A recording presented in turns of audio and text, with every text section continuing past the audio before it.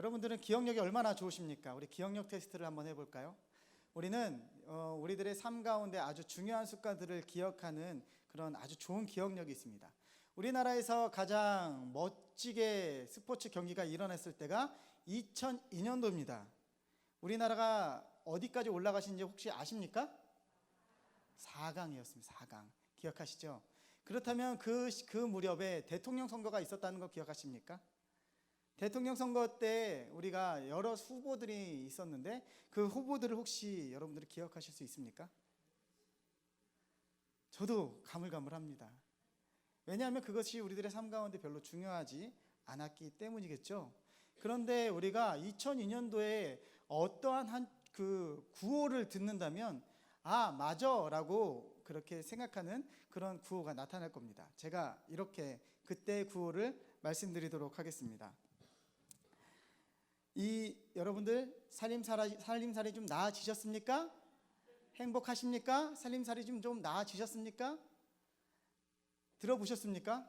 살림살이 좀 나아지셨습니까? 행복하십니까? 민주노동당 대표로 나왔던 권영길 후보가 토론회에서 여러분 행복하십니까? 살림살이 좀 나아지셨습니까? 라고 했더니 이게 유행어가 되어서 그때 그 후보를 지지하지 않았던 수많은 사람들이 그 유행어에 감동하였고 그거를 곱씹었던, 그래서 오늘 지금 거의 10여 년이 지난 이 상황에서도 아 맞아 그런 유행어가 있었구나 라고 우리가 동의할 수 있을 정도로 기억에 남습니다. 왜 그럴까요? 그것은 이 캐치프레이즈, 이 구호가 행복하십니까? 살림살이 좀 나아지셨습니까? 라는 이 캐치프레이즈가 우리들의 삶과 너무 밀접하게 연결되어 있기 때문입니다. 다시 말해서 좋은 대통령 후보가 나와서 그 후보가 대통령이 되면 우리가 행복해질 것이고 그리고 살림살이 좀 나아질 것이라는 희망과 소망이 있었기 때문에 그 구호가 우리한테 영향력이 있었다라는 것이죠. 그런데 실제적으로 그때 당시에 권영길 후보는 대통령이 되지 못했습니다. 다른 대통령이 선출되었고 그리고 이제 대통령으로 역할을 잘 감당했죠. 우리가 지금 이 구호를 기억하는 것은 우리들의 삶과 맞닿아 있기 때문이라는 것이죠. 그래서 제가 여러분들에게 물어보겠습니다. 여러분들이 사시는 동안에 어떻게 작년보다 행복해지셨습니까? 살림살이 좀 나아지셨습니까? 그죠? 웃지요. 그렇다면 한 가지를 덧붙여서 제가 물어보도록 하겠습니다. 사랑하는 성도 여러분, 예수를 믿어서 행복해지셨습니까? 살림살이 좀 나아지셨습니까? 정말이십니까? 저희 집만 살림살이가 좀 안 나아진 것 같은데 우리가 이 살림살이 좀 나아지셨습니까? 라는 그런 단어에 아멘하고 싶은 마음이 너무나 간절합니다. 저도 아멘하고 싶고 행복은 하죠. 왜냐하면 예수님께서 우리들의 아버지 되시고 목자 되시기 때문에 행복은 한데 살림살이 좀 나아지셨습니까? 라는 것은 너무나 주관적이기 때문에 살림살이가 나아졌는지, 그런데 여전히 팍팍하고 오늘이 카드값 내는 날인데 왜 내 통장에 잔고는 없는지, 예수를 믿으면 잘 돼야 하고 건강해야 되는데 왜 오늘 나는 이렇게 아픈지, 우리가 신앙생활을 할 때 우리는 항상 이러한 질문을 하게 됩니다. 예수를 믿으면 잘 돼야 되는데, 행복해야 되는데, 살림살이 좀 나아지어야 되는데, 다른 사람들보다 예수 믿으니 와, 저 사람 참 멋지다라는 얘기를 들었으면 좋겠는데 라고 저는 생각한다는 것이죠. 그런데 사실 예수님이 이 땅에 오신 것은 우리들의 행복이나 우리들의 삶 가운데 어떠한 살림살이의 나아짐을 위해서 이 땅에 오신 그것 때문만에 오신 것이 아니라는 것입니다. 예수님이 이 땅에 오신 이유는 예수님께서 세례를 받으시고 말씀하셨던 첫 마디, 회개하라 천국이 가까이 왔느니라, 이 말씀에서 예수님의 사역을 우리가 볼 수 있다는 거죠. 그래서 많은 사람들이 지금까지 역사 가운데서 예수님을 따르는 사람들은 우리와 동일하게 행복하고 싶어서 예수님을 따랐고 살림살이 좀 나아지고 싶어서 예수님을 따랐다라는 것입니다. 이것이 잘못됐다라는 것은 아니죠. 그런데 중요한 것은 그거보다 중요한 것이 한 가지 있는데, 그것이 무엇이냐면 예수님이 근본적으로 전하기를 원하시는 것이 무엇이냐면 구원에 대한 문제였다는 것입니다. 그래서 성경에 보면 구원에 대한 질문이 간혹 어떤 사람들을 통해서 나타나곤 하는데, 예를 들어서 구원이 무엇인지를 너무나 궁금했던 니고데모라는 사람이 있었습니다. 니고데모라는 사람은 율법의 학자였고 그리고 랍비의 우두머리였습니다. 그 사람도 어떻게 하면 구원을 받을까, 거듭남이 무엇인지에 대한 궁금함으로 예수님에게 찾아왔습니다. 그리고 또 성경에 나오는 어떤 젊은 관원, 이 사람도 어떻게 하면 구원을 받을 수 있습니까? 라는 질문으로 예수님에게 찾아왔습니다.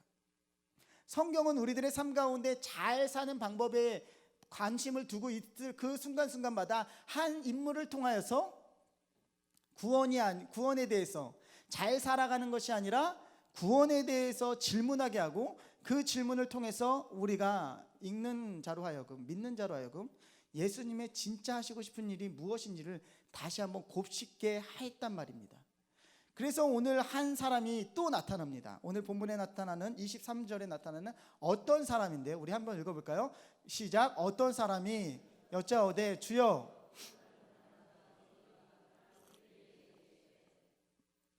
여짜오되 주여 무엇하는 자가? 구원 얻는 자가 적습니까? 라는 구원에 대한 질문으로 예수님에게 다가갑니다. 어떻게 살고 어떻게 행복하고 살림살이 좀 나아지는 그런 관심사에서 갑자기 어떤 사람을 등장시켜서 성경은 말을 하는 것이죠. 그런 것보다 구원에 대해서 지금 생각해 볼 때라는 것이죠. 그런데 이 질문이 상당히 의미 있는 질문이고, 어떻게 보면 유대인에게서는 정말 어이없는 질문을 하게 하는 질문입니다. 왜냐하면 당시의 유대인들은 자신들이 하나님의 백성이라는 선민의식이 있었습니다. 선민의식이란, 우리는 하나님께 선택받은 백성이고 하나님이 역사 가운데서 건져서 하나님 백성 삼아주신 백성이기 때문에 우리는 구원 얻은 백성이라는 것이죠. 이 말씀이 지금 만약에 응답되어져야 한다면 유대인의 인구수는 곧 구원받은 인구수가 되어야 합니다. 맞죠? 왜냐하면 하나님이 선택한 백성인데. 그런데 이 사람이 지금 무엇이라고 물어보고 있는 거냐면, 예수님, 구원받는 사람이 적지 않습니까? 라고 말하는 것입니다. 그렇다면 이 유대인은 지금 한 가지를 전제하고 있는 것인데, 그것이 무엇이냐면, 기본적으로 하나님께서 선택하는 사람들은 조금 더 특별할 것이고, 그것으로 보았을 때 오늘날을 살아가고 있는 많은 유대인들이 구원에 합당하지 않다라는 것입니다. 유대인들이 다 구원을 받아야지 맞는데, 지금 이 질문은 그 중에서 몇 명만 구원받는 것이 맞지 않습니까? 라고 지금 이야기하고 있다는 것이죠. 사실 그렇습니다. 예수님의 그 말씀과 가르침에는 모든 사람에 대한 구원이 아니라 어떠한 특별한 사람들의 구원을 계속해서 말씀해주고 있기 때문이죠. 그래서 이러한 질문에 예수님이 이렇게 대답을 하십니다. 24절입니다. 본문 24절 한번 읽어볼까요? 시작.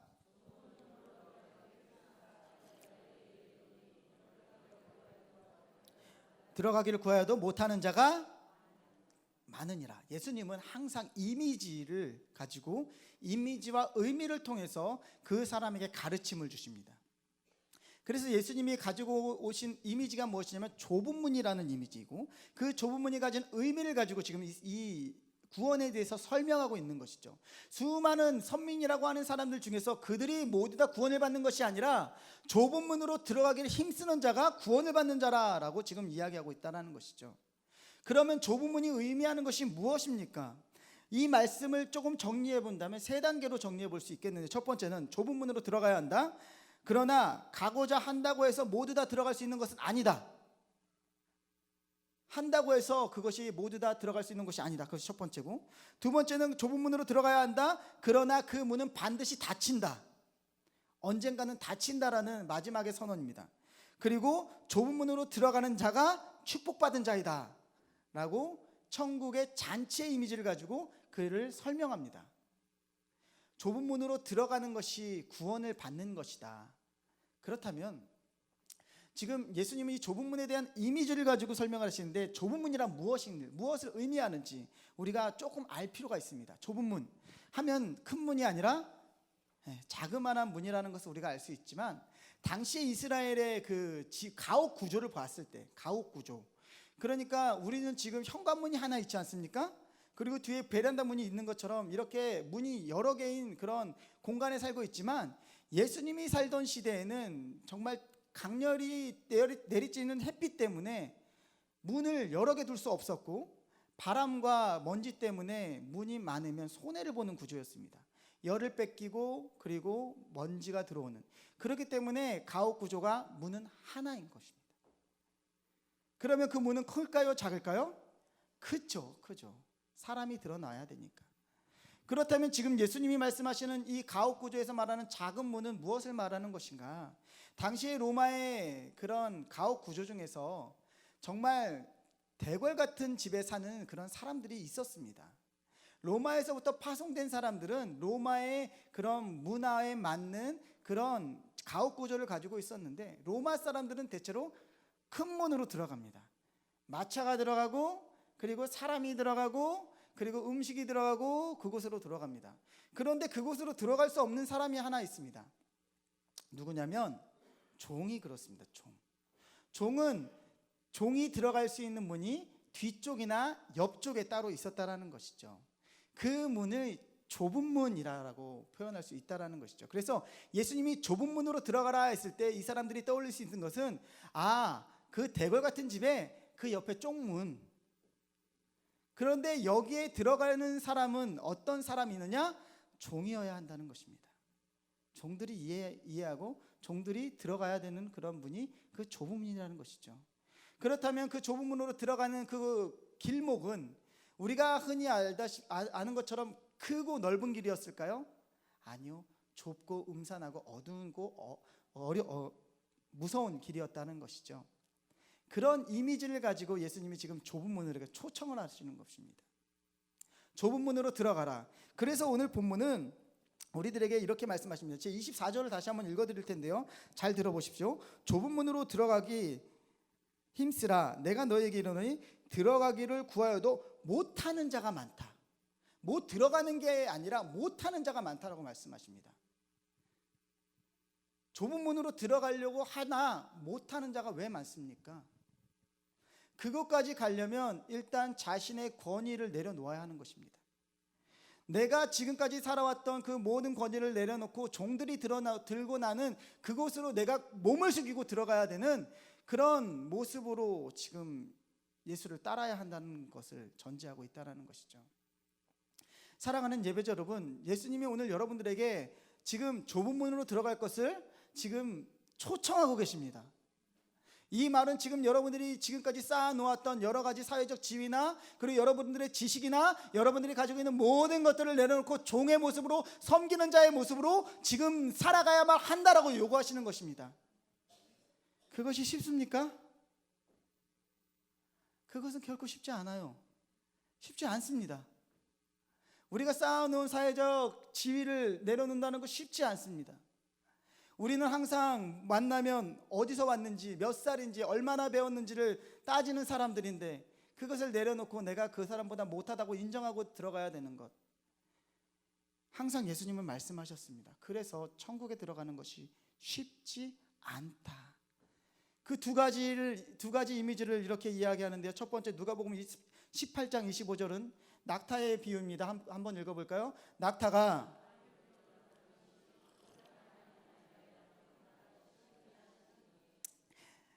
바늘기로 들어가는 것이 부자가 천국에 들어가는 것보다 쉽다라고 말씀하시고요. 마태복음 18장 2절에서부터 3절은요, 함께 볼까요?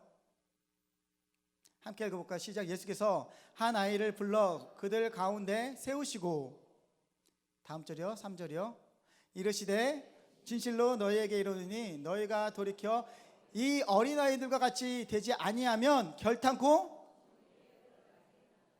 천국에 들어갈 수 없다라고 말을 하는 것입니다. 보호받고 자신이 아무것도 아니다. 다시 말해서 자신이 한없이 낮음을 인정하고 그렇게 살아가는 자가 천국의 주인이다라고 말씀하고 있다라는 것입니다. 사랑하는 예배자 여러분, 그 좁은 길, 여러분들의 권위를 내려놓고 예수를 따르라고 말씀하신다면 여러분들은 그렇게 따를 의향이 있으십니까? 우리가 예수를 믿는다라고 한다면 제대로 구원이 어떤 것이 구원인지를 명확히 알 필요가 있겠죠. 그렇다면 예수님의 초청은 여러분들에게 종의 모습을 하라라는 것입니다. 섬김의 모습을 가지라. 내가 아무것도 아닌 자기 부인을 하라라고 말씀하시는 것입니다. 사랑하는 예배자 여러분, 그런 의미에서 우리가 이렇게 한번 고백하여 볼 수 있었으면 좋겠습니다. 함께 고백해. 나는 아무것도 아닙니다. 정말 그렇게 고백하실 수 있겠습니까? 그랬을 때 좁은 문으로 들어갈 수 있는 것입니다. 하지만 그것을 포기하지 못한다면 할 수 없는 이 말씀, 할 수 없다라는 말씀이 내 삶에도 응답되어지는 것입니다. 아는데 못하는 것이죠. 포기할 수 없으니까. 그리고 예수님은 분명히 한 가지를 더욱더 말씀하고 있는데요. 그것은 뭐냐면 천국 문이 분명히 닫히는 날이 있다라는 것입니다. 자, 그것을 사도행전 1장 10절에서부터 11절은 이렇게 이야기하고 있습니다. 올라가실 때 제자들이 자세히 하늘을 쳐다보고 있는데 흰 옷 입은 두 사람이 그들 곁에 서서 이르되 갈릴리 사람들아 어찌하여 서서 하늘을 쳐다보느냐. 너희 가운데서 하늘로 올려신 이 예수는 하늘로 가심을 본 그대로 오시리라 하였느니라. 예수님 다시 오신다라는 그 선언은 마치 이 좁은 문이 닫히는 그런 모습과 동일하다는 것입니다. 구원이 닫혔을 때 예수님 오십니다. 그리고 그 가운데서 예수님이 선택하신 자들만 그 천국의 기쁨에 함께할 수 있다라는 선언입니다. 사랑하는 예배자 여러분, 예수님 다시 오십니다. 아멘이십니까? 정말 아멘이십니까? 그렇다면 우리는 이제 이 예수님의 좁은 문에 대한 초청에 응답할 준비가 되어야만 합니다. 그런데 왜 많은 사람들이 좁은 문에 대한 응답을 하지 못하는 것일까요? 알거든요. 우리가 예수님의 삶이 어떠했고 예수님의 그 초청이 어떠함을 아는데 왜 좁은 문으로 아직 우리가 다가가지 못하는 것일까요? 그것은 불편하기 때문입니다. 첫 번째, 너무 불편합니다. 종의 형상으로 그 문까지는 갈 수 있겠다고 생각을 하지만 그 문까지 가는 길이 평탄하고 아름답고 밝고 맑은 정말 그런 길이라면 갈만한데 그 그 문 같은 문에서부터 내가 들어가야 할 저 뒤에 있는 저 문까지 가는 그 골목은 협소하고 더럽고 힘들고 아픔과 고통이 있고 그것을 감내하면서 걸어가야 하는 그 길이라는 것입니다. 종들은 신발도 없이 그 길을 걸었고 그 길을 통하여 난 좁은 문에 도달할 수 있었다는 것이죠. 사랑하는 예배 여러분, 만일 우리들이 행복하게 살고 부유롭게 살다가 좁은 문이 딱 앞에 섰을 때 와, 좁은 문이네, 들어가면 되겠지 라고 들어간다면 얼마나 행복하겠습니까? 그러나 성경은 이 이미지 가운데서 무엇을 이야기하고 있냐면 더럽고 힘들고 어둡고 습한 그 길을 우리들에게 보여주고 있다는 것입니다. 좁은 문까지 가기 그곳까지 가는 그 길을 우리들에게 그것까지 갈 수 있냐라고 말씀하고 있는 것이죠. 그래서 할 수 없는 자가 많다라고 말씀하시는 것입니다. 십자가가 쉽고 가볍고 정말 멋진 것이라면 우리는 십자가를 들 의향이 차고도 넘칠 것입니다. 그런데 십자가는 그런 것이 아닙니다. 너무나 고통스럽고 영광이란 없고 그리고 험난한 길을 걸어가는 것이 십자가의 기름을 다시 한번 기억할 때 이 예수님의 좁은 문의 초청은 실제적으로 우리들의 삶 가운데 예수님이 우리를 그 삶으로 인도하시는 그 초청음을 기억하시길 바랍니다. 사랑하는 예배자 여러분, 그 길에 응답하시겠습니까? 그럴 마음의 자세 준비가 되어 계십니까? 나는 아무것도 아닙니다라고 고백하였다면 교회 안에 분쟁은 없어야 하겠죠. 나의 자존심 따위도 없어야 하겠죠. 그러나 여전히 내 안에 있는 내 모습들이 아직 그 길을 걷게 하기에는 내 자존심이 상하는 것입니다. 나는 종이 아니기 때문이겠죠. 두 번째, 예수님이 좁은 문으로 우리를 초대하는 이유는 그 문이 마지막 도달점이기 때문입니다. 마지막 도달점입니다. 그곳을 물고 문을 열고 들어가는 순간 그곳에서는 천국 잔치가 벌어집니다. 그렇기 때문에 예수님은 우리들에게 좁은 문으로 초청을 하시는데 한 가지 문제가 있습니다. 우리 본문 25절에서부터 27절 한번 읽어보도록 하겠습니다. 자, 읽어보겠습니다. 시작.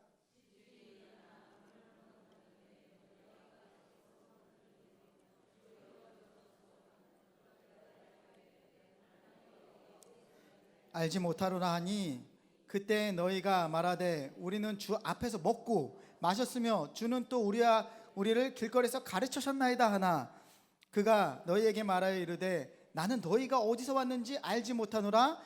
행악하는 자들아 나를 떠나 가라 하리라. 도착을 했는데 어떠해서 거기까지 도착을 했습니다. 그런데 이 사람이 이야기하는 것이죠. 문이 닫혔으니 문을 좀 열어주시오. 열어줘야 되지 않습니까? 근데 그 이유가 무엇입니까? 내가 당신을 위해서 이렇게 했다라는 겁니다. 그리고 내가 당신과 먹었고 내가 당신과 무엇을 했다라는 것입니다. 내가 지금 무엇을 이야기하고 있습니까? 나의 의로움을 이야기하고 있다는 것이죠. 천국은 대가가 아닙니다. 우리가 착각하는 것은 천국은 어떠한 우리들의 신앙의 대가로서 주어지는 것으로 착각할 수 있다는 것이죠. 하지만 성경은 예수 그리스도의 초청이고 천국은 예수 그리스도로 말미암는 것이고 천국은 예수로 들어갈 수밖에 없는 곳이라는 것을 계속해서 이야기하고 있습니다. 그러나 우리는 그것을 잊고 마치 무엇을 해서 대가로 그것을 얻으려고 무단히 노력합니다.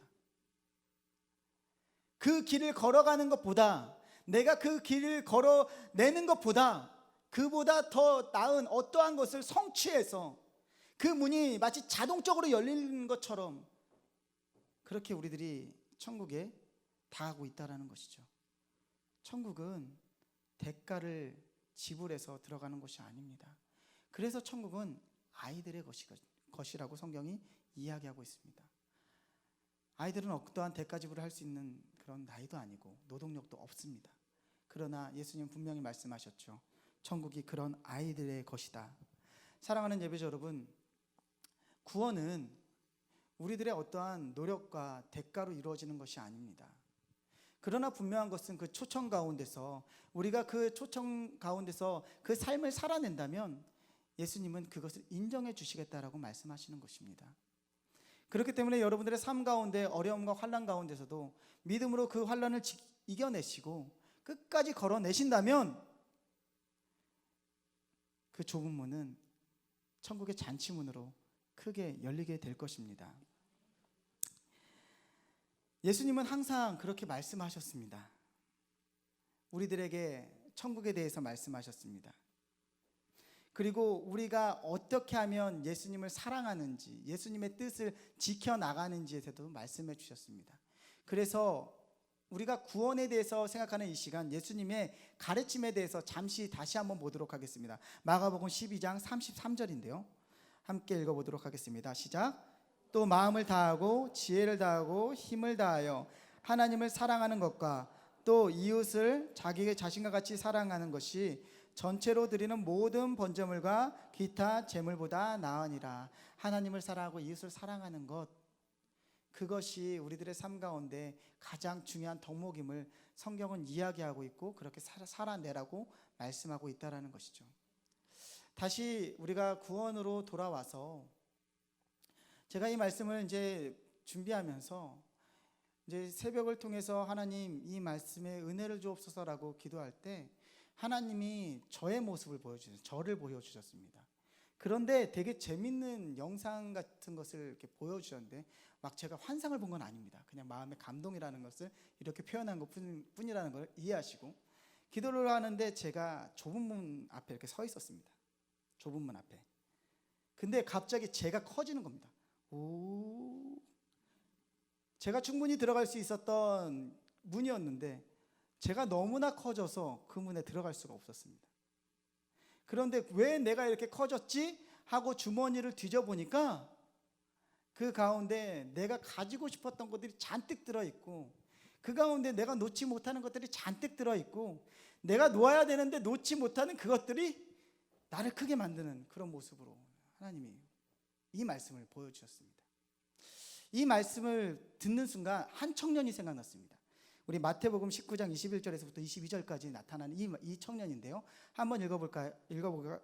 시작. 예수께서 이르시되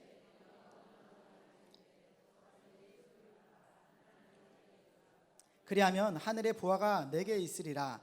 그리고 와서 나를 따르라 하시니 그 청년이 재물이 많음으로 이 말씀을 듣고 근심하여 가니라. 이 청년은 성경에 나오는 많은 무리 중에 유일하게 제자로 부름을 받은 사람입니다. 많은 무리들이 따랐는데 구원에 대해서 궁금해서 예수님, 내가 어떻게 하면 구원을 얻을 수 있습니까? 라고 말씀을 묻자 예수님이 말씀하신 것이 내 소유를 팔아서 가난한 사람들에게 나눠주고 나를 따르라 라고 제자의 명령을 받은 사람입니다. 그런데 우리가 읽었듯이 이 청년은요, 마음에 근심하여서 그곳을 떠납니다. 왜요? 소유가 많아서 그렇습니다. 소유가 너무나 많았기 때문에, 그것에 대한 가치 때문에 천국을 소유하지 못한 유일한 제자로 부름받은 사람이 바로 이 청년입니다. 이 청년이 문득 생각났습니다. 아, 이 모습이 내 모습이구나. 그렇다면 성경이 말하는 것이 무엇입니까? 소유입니다.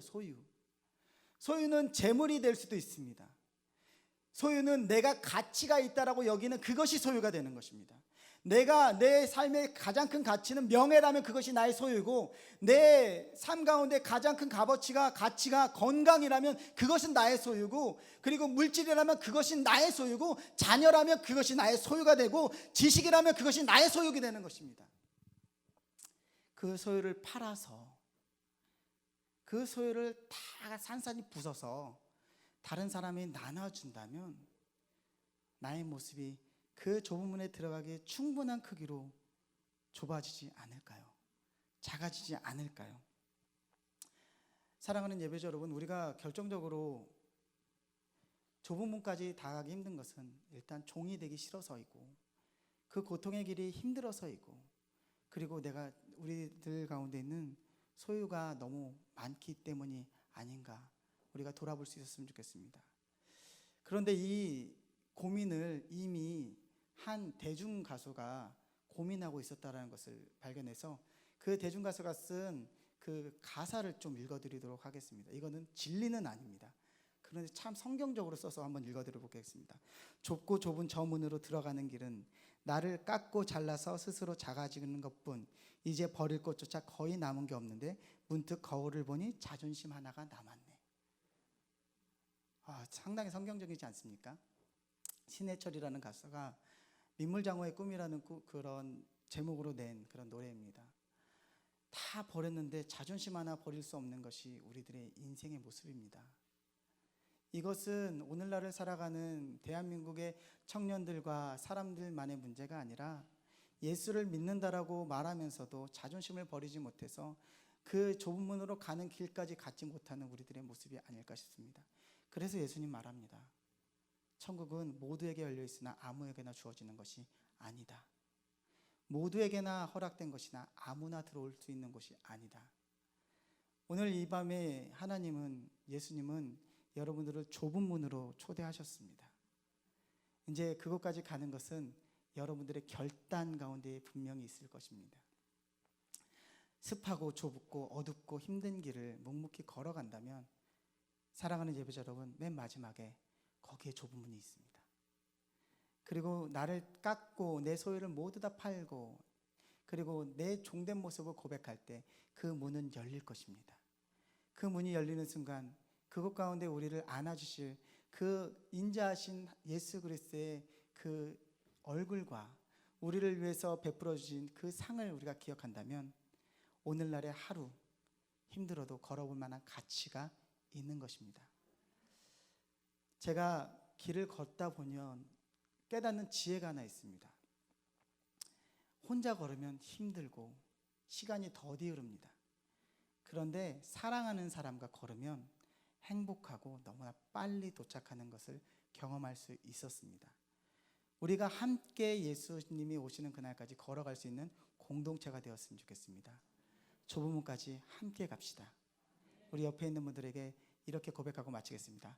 함께 갑시다. 기도하겠습니다.